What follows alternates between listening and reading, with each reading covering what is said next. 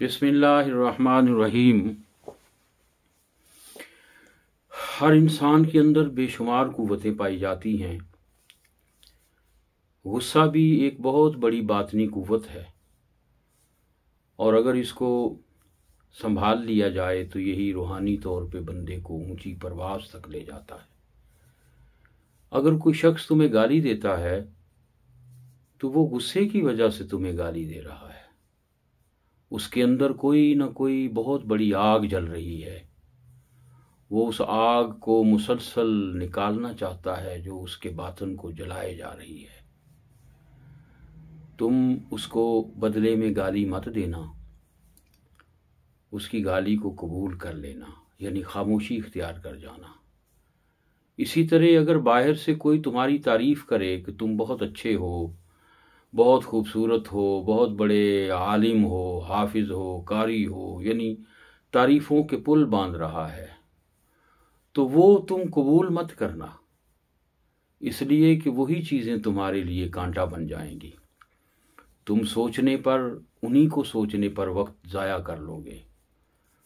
और अगर तुम्हें तारीफ़ सुनने की आदत पड़ गई तो कल को जब कोई तुम्हें अच्छा नहीं कहेगा तो तुम्हें बुरा लगेगा, फिर तुम्हें भी गुस्सा आएगा।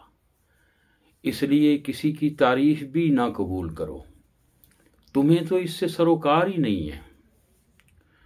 और अगर तुम ऐसा करोगे, अपनी खूबसूरती की तरफ लग जाओगे, अपने बड़ा होने की तरफ लग जाओगे, अपनी अना को बहुत बड़ा करके देखने में लग जाओगे, तो फिर तुम्हारा अपना रूहानी सफ़र रुक जाएगा। जिस तरह गुस्सा, गाली भी फना है, इसी तरह जो चीज़ तुम्हारी अना को बड़ा करती है वो भी फ़ानी ही तो है। जब मिट जाओगे तो अल्लाह के यहाँ तो तुम बस अपने आमाल के तहत ही माने जाओगे, लोगों की ज़ुबान और तारीफ़ों के तहत तो नहीं तस्लीम किए जाओगे। आज जिसके पास पैसा है उसकी भी लोग तारीफ़ें करते हैं, तो इसका ये मतलब तो नहीं कि अगर किसी ने नमाज नहीं पढ़ी या अमाल अच्छे नहीं किए तो पैसे के बलबूते पे तारीफ़ करवा के वो दूसरों में अच्छा बन के खुदा की नज़र में भी अच्छा बन सकता है। तुम अच्छे लगते हो, तुम बुरे लगते हो, इन बातों पे ध्यान मत देना। हर कोई एक दूसरे की घात लगा के बैठा हुआ है, हर कोई एक दूसरे को मारने की कोशिश में लगा हुआ है, हर कोई एक दूसरे को नीचा दिखाने की कोशिश कर रहा है। हर कोई दूसरे को हराना चाहता है, खुद जीतना चाहता है। फ़कीर या दरवेश या रब का रास्ता तो वही है जो अपनी हकीकत ज़ात का खोज लगाने में लगा हुआ है, जो इन सब बातों में वक्त ज़ाया नहीं करता।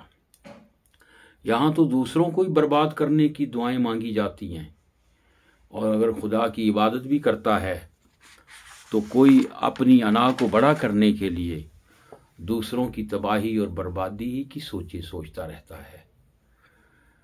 एक बहुत मशहूर हकायत है कि एक शख्स ने अल्लाह की बड़ी इबादत की, अल्लाह ताला उससे राज़ी हो गए।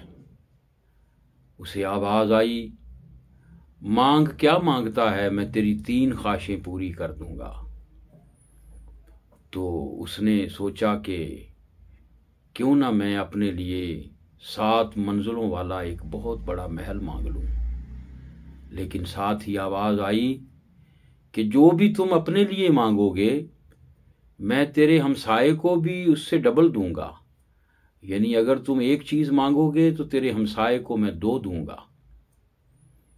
उसने दुआ मांगी कि मुझे एक 7 मंजिल वाला महल दे दिया जाए, तो उसके घर को 7 मंजिलों वाला महल बना दिया गया और हमसाये को 2 महल दे दिए गए।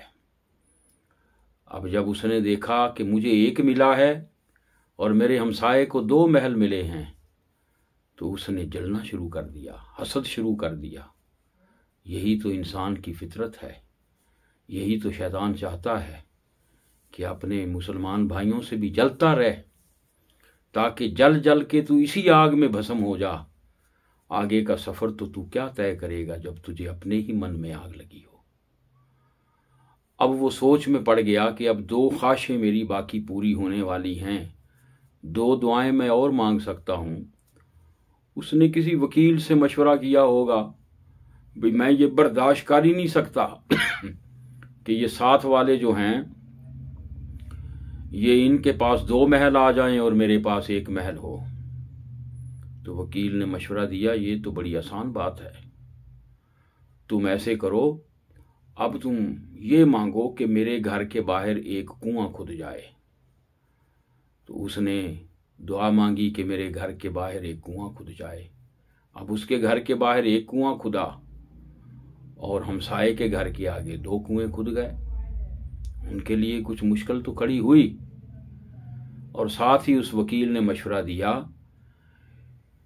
कि अब तुम ऐसे करो, अब तुम ये मांगो कि मेरी 1 आंख फूट जाए।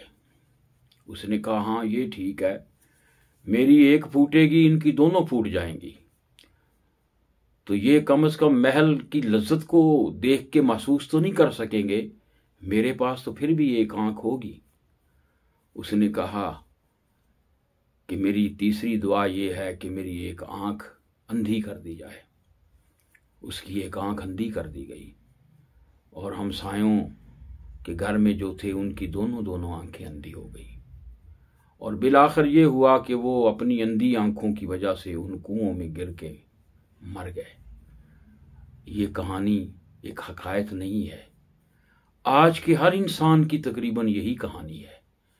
कहाँ बहन बहन को बर्दाश्त नहीं कर रही, भाई भाई को बर्दाश्त नहीं कर रहा, एक दूसरे की टांगे खींचने में वक्त गुजारा जा रहा है। जाना कहाँ था, मंजिल कहीं और थी, रुक गए, अपनी ख्वाहिशों की जंजीरों में जकड़े गए और ये गुस्से और दुश्मनी और इन चीज़ों की आग में अपना तन मन धन सब कुछ जला के ज़ाहिरी भी राख कर लिया, और अपने बातन की हकीकत भी जो है उसको भी पाने से दूर रहे। अभी भी वक्त है, सोच हकीकत को पाने वालों ने बहुत कुछ हासिल कर लिया है, और तुम भी कोशिश करो कि इन फजूलियात से अपनी ज़िंदगी को हटा के प्यार मोहब्बत और खुलूस के साथ ज़िंदगी को गुजारो। हाँ, जिस मुसलमान से बार बार धोखा मिले, झूठ बोले, उससे वक्ती तौर पर ज़रूर किनारा कशी करो, और जब उसके अमाल दुरुस्त हो जाएं तो फिर तुम्हारे दिल में उसके लिए कुछ भी नहीं होना चाहिए। दिल में सिवाय अपने खालिक के और किसी चीज़ को नहीं रखना चाहिए। उम्मीद करता हूँ और दुआ है अल्लाह ताला हमें अमल करने की तौफीक अता फरमाए।